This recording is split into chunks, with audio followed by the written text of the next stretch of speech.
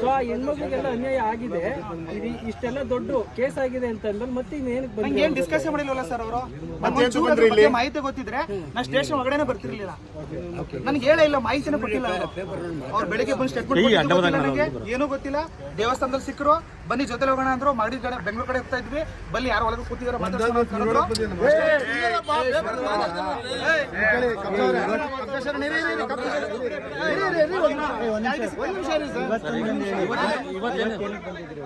Involvement ಇಲ್ಲ case ಹೇಳಕ್ಕೆ ಬಂದ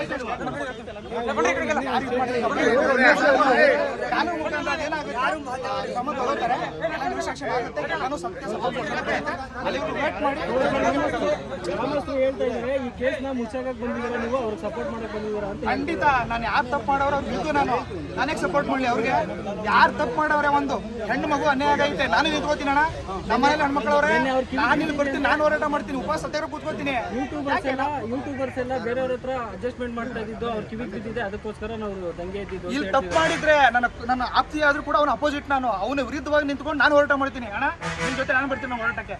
ತಪ್ಪು ಯಾರೇ ಮಾಡ್ಲಿ ತಪ್ಪೆ. ನೆನ್ನೆ ಆಗಿದಂತೂ ನಿಜ, ಏನಾಗಿದೆ ಅಂತಾನೋ ಅದೆಲ್ಲ ಮಿಸ್ಗೈಡ್ ಆಗಿದೆ ಅಷ್ಟೇ. ನೀವು ಮಿಸ್ಗೈಡ್ ಇಂದ ಬಂದಿದ್ದೀರಾ.